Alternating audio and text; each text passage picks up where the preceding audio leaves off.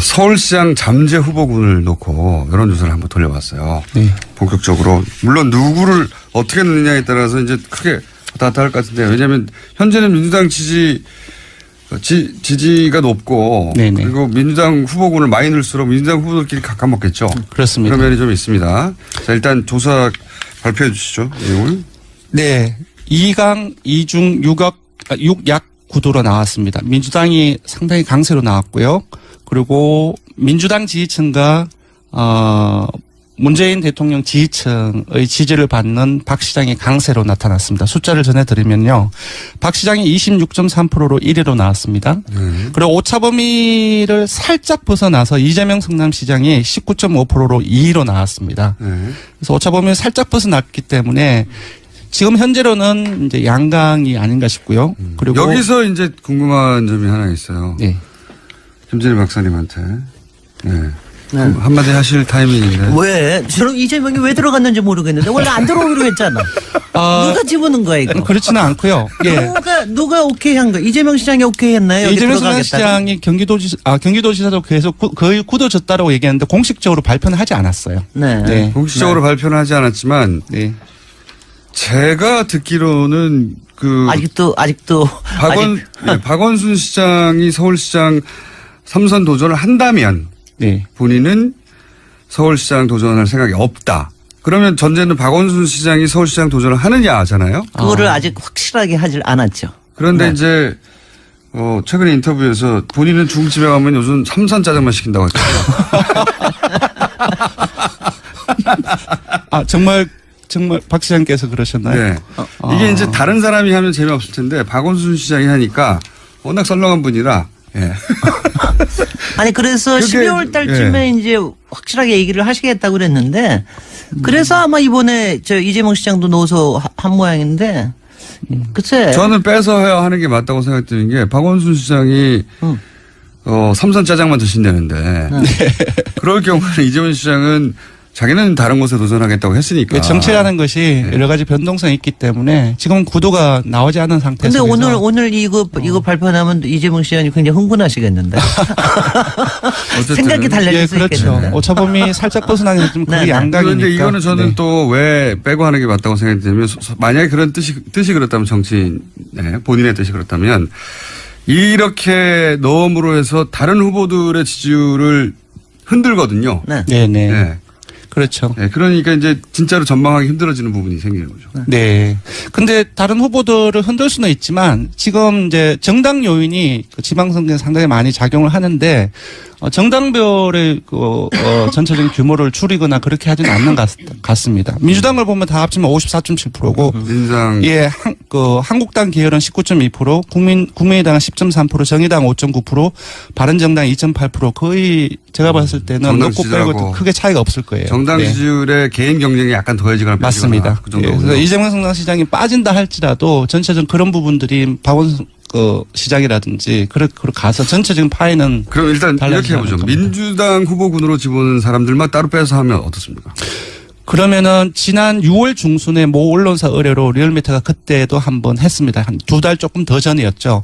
그때 박원순 시장이 1위로 나왔고요.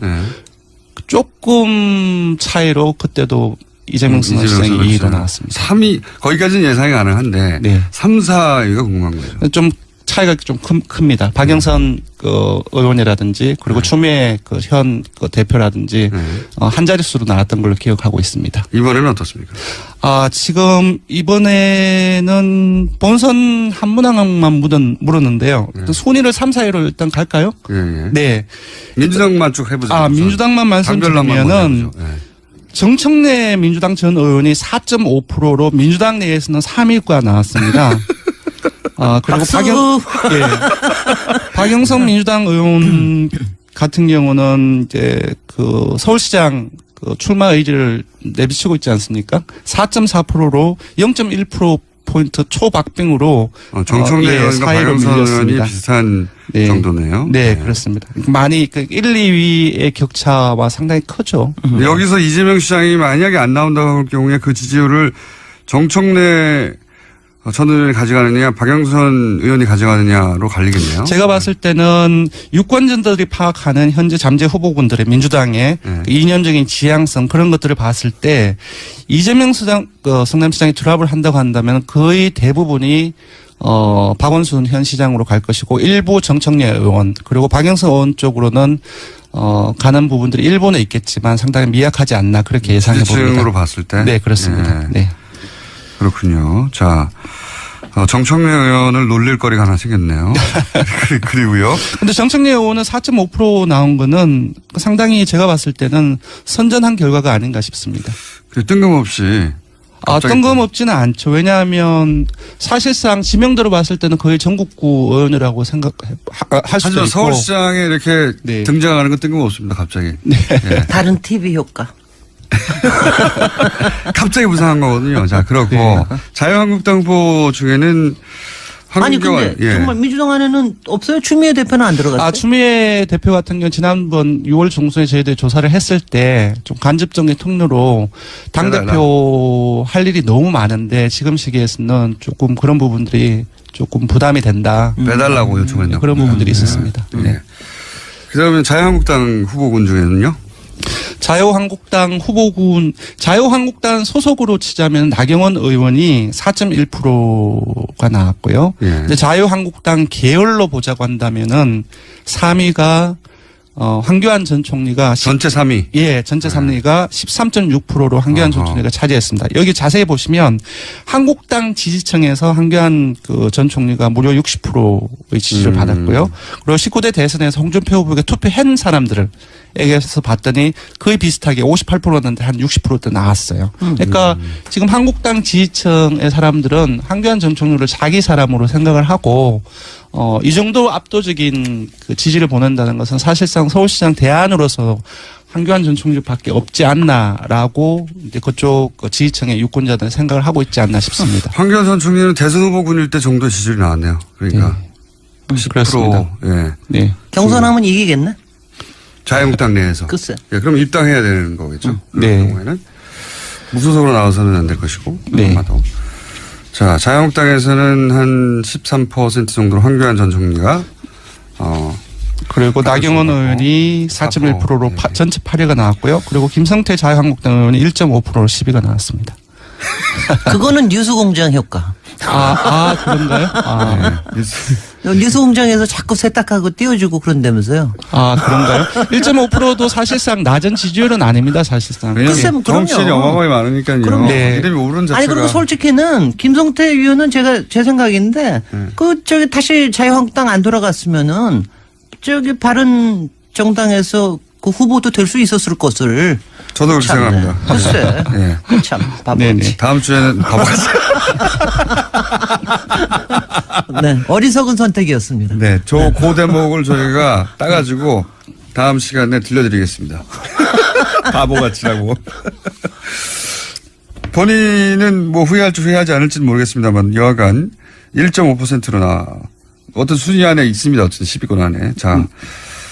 그리고 이제 바른정당 후보군이 없네요, 현재.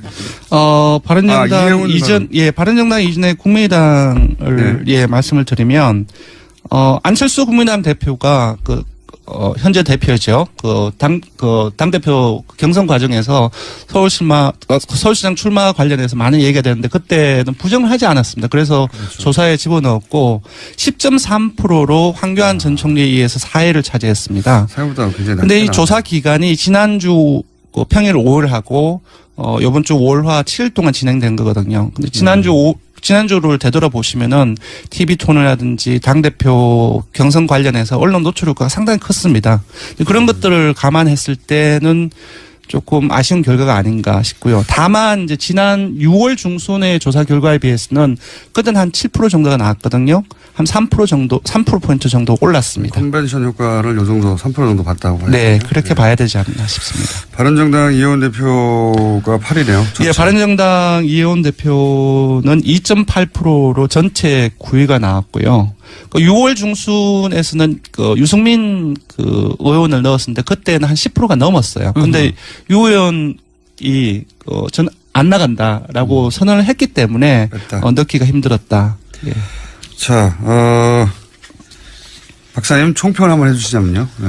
아, 뭐 청평할 게 뭐 있어요? 없어요? 네. 아니, 그럼 이렇게. 청평은 그러니까 청평보다는 개별평이라고 할 수 있는데. 네. 오늘 갑자기. 아니 일단은 이제 자유한국당 걱정부터 좀 해주면. 네.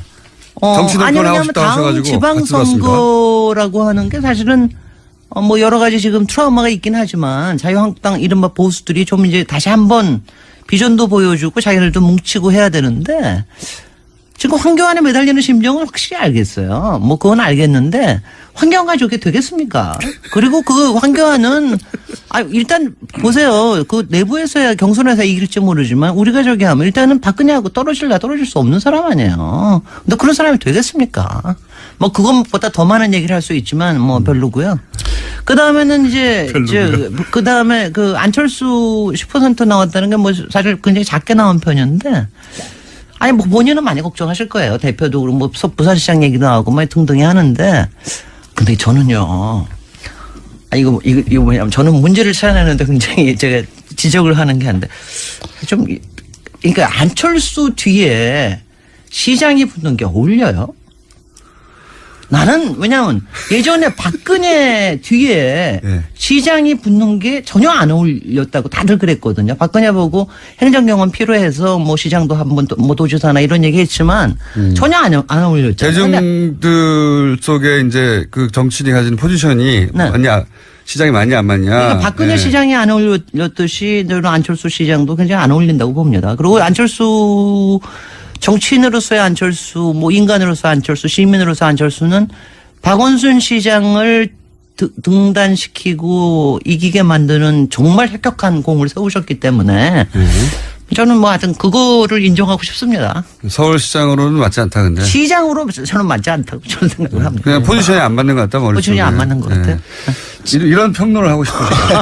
아니 내가 하고 갑자기. 싶어서 하는 게 아니라 더 해요? 더 하셔도 됩니다.